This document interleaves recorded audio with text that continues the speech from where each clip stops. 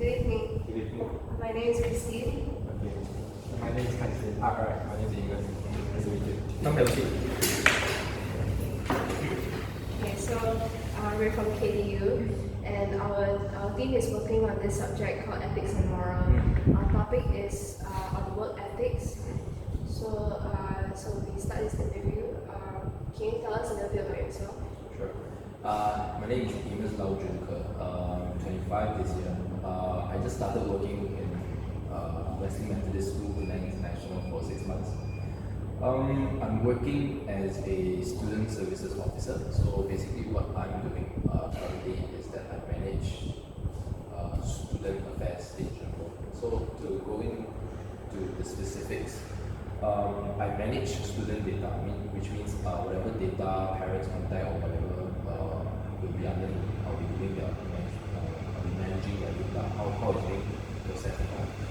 Secondly, another part of my job scope will be doing admission. That means when students come in, then I'll have to do the admission offer letters, I have to do give them a short briefing on what needs to be done, what documents to be done. Then thirdly, withdrawals means if students would like to withdraw from our school, I will be the one that they approach to start the process.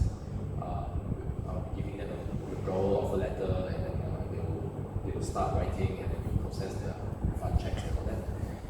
I think fourthly would be new plans. Means because our school students will have to subscribe to a new plan, so they have to make payments, they have to do all that paperwork. Now we're doing that paperwork, and then I will be telling them, okay, you can eat, you cannot eat, you can eat, you cannot eat. So I'll also be doing the name tags as well. So with every student we have this name tag. So basically student affairs falls is in charge to actually run the process of the name tags as well. So that's a little bit on my job. So the rest is all miscellaneous. Okay. So, we can start with our questions. Yeah, sure. So, in your opinion, what is work ethics to you? Okay, work ethics is something that defines the way you work. So for me, I feel that work ethics is a certain principles or certain rules, our own rules, the rules that we set by ourselves, that defines the way, or it drives, or how it motivates us to work, or how it can be reflected in our work. So what we have, our principles that we have, would define how we will perform in our workplace. So I think that's how I define work ethics as. Okay. In your own opinion, what's your top 5 work ethics in the workplace? Okay, for me, my top 5 work ethics would be, first of all, I think consistency, being consistent. Secondly would be efficiency. Third would be communication. Then fourth, time management. And then the fifth one would be adaptation, or in other words, adapting to your environment. That's my top 5 usually. Okay. So, according to the 5 that you've listed, what is the importance of having those work ethics?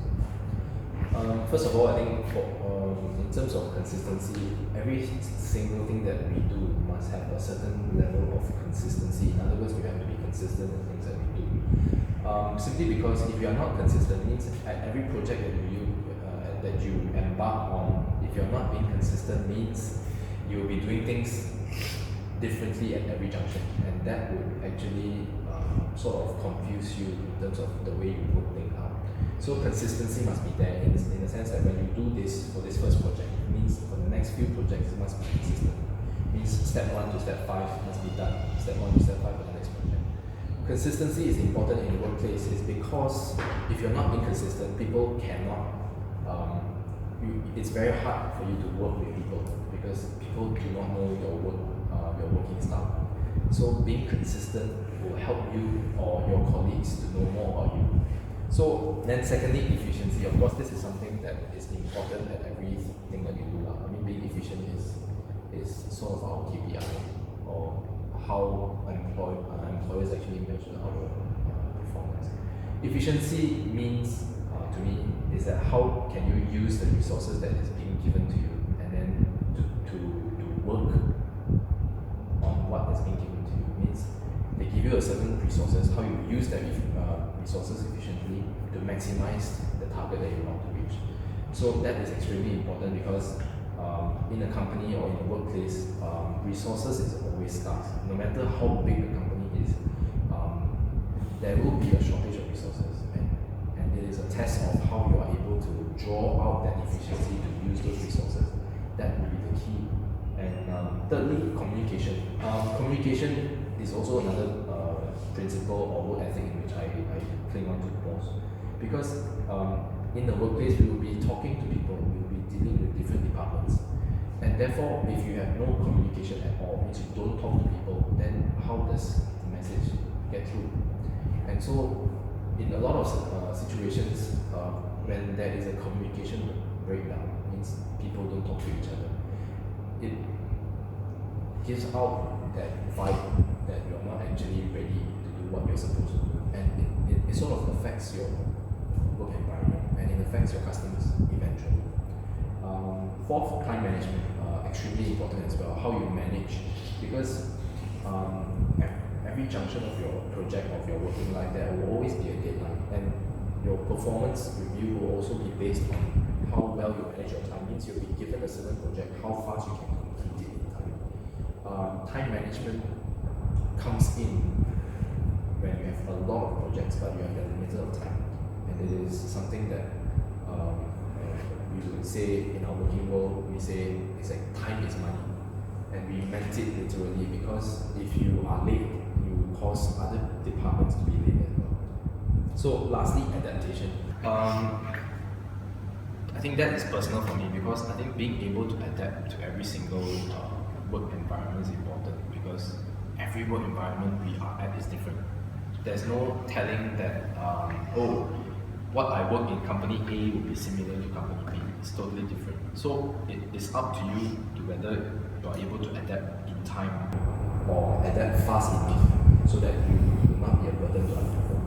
So I think that is my definition based on the 5 that I gave just now. So based on the 5 work ethics that you suggested, what are the positive outcomes that you can get from them? For consistency, I think the positive outcome, if everybody has that consistent way of doing things, then it would help quicken the process, which means shorten the amount of time. Because for example, if I'm being consistent at my work, I would know, or my friends or my colleagues would know that what Amos would usually do on this particular process, because his work has been consistent. Means your work has been, there's no up and down. It's just on the dot point. So my friends and colleagues, those that work with me, will know what's the process, next process. So it helps to smoothen the process and quicken project completion time. So efficiency, the positive outcome would be an increase in productivity, because the ultimate goal for every working adult is to improve productivity of the company. When you are able to utilize the resources that is given, then and you can achieve maximum productivity, that is the ultimate level of being an efficient person. Everyone should be struggling to be efficient, because resources are scarce. And every month we have to give a report to our bosses and say that, I've been given this much of the resources, how I utilized it. If you've been given that much of the resources, but you don't produce results, that would severely affect your performance. And bosses these days, employers these days, they are looking at your performance, how efficient can you be. So positive outcome would be increased productivity. And communication. The positive outcome in communication means information flows very fast. Means when you communicate each other, for example, I got a call saying that this parent is coming this so and so time to do this thing. If I convey it to you immediately after, that's communication. Therefore, my colleague who is handling that particular department will know what is coming, so they can make the necessary preparations for it. So when there is good communication, things go very fast. It means we expedite the things that we do, and processes get fine-tuned. Customers are happy because their requests and their demands are being met. Right? Time management, of course, when you have good time management, you will be able to allocate time for each and everything that you do. It means you will not be late for the things that you do. Your project finishes on time or earlier, which is much better. And then you will have enough time for yourself even if you have good time management, which contributes to good work-life balance now. And then finally, adaptation. Positive outcome would be you will be very flexible. In this day and age, being flexible is very, very important, because if you're flexible, it means you can do a lot of things. It means you are making yourself available because you can adapt to this environment very quickly.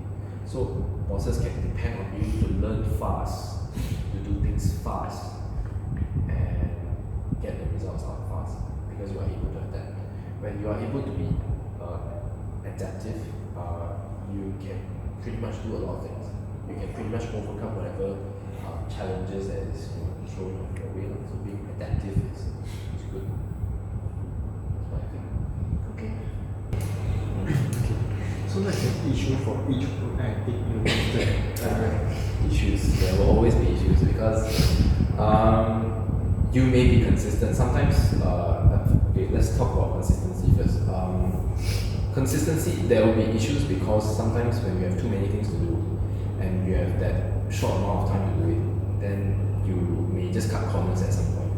So the tendency to cut corners, tendency to skip procedures or just jump the gun to do it is there because because we're all rushing, you see. So in that sense, consistency suffers because it will help. In a sense, we just slack when work is just overwhelming and we have no time to follow the structures, we just skip. So consistency suffers. And then efficiency-wise, yes, efficiency-wise, there will be issues because you are not only dealing with yourself, you are dealing with other people. Other people have their own definition of what efficiency is. Some people may think, oh, efficiency is completing this project in 1 week. Some people may say, oh, completing project in 2 weeks is my definition of efficiency. So when two people clashes, then there's conflict. So that is one of the issues. And then communication, if you just keep quiet, keep things to yourself, if you don't communicate the information that's being given, then there will be issues now. There will definitely be issues because things can't proceed as per plan. Time management issues will be lazy. I think laziness, slacking, procrastination, all these things are like number one enemy of having a good time management. And then adaptation is it's all about the mindset. You just feel that I don't want to change. I don't want to adapt to my environment. So I just stick to my old ways, and then as I move on to the next company or as I move on to the next working environment, I'm just staying in my own way. So the tendency to just stay there where you at is the one that actually causes issues because other people are moving forward, other people are adapting, but you're not. So it will sort of affect your performance in general. So I think these are the issues when it comes to all these work ethics per se. Okay, thank you. We have come to the last part, which is based on your issues, what solutions can you suggest to overcome all this? I think for all these issues to be rectified, there has to be a certain understanding in between staff. I think you guys can relate. You guys are working in a group as well. There will be times when opinions clash, and the ideal solution, I wouldn't say ideal, the ideal solution would be to take the initiative to actually bridge the gap, which means you talk to each other. By communicating, by talking, by tolerating, or by taking a step back, or thinking from a different perspective helps to actually understand each other. So when we understand each other, then we have a common understanding that, oh, this is why she does things this way. This is how this person does things this way. So when we have all this understanding, then we can work on a solution which benefits everybody. So at the end of the day, everybody in the same company wants to get salary. Everybody in the company wants to see the company proceed to prosper.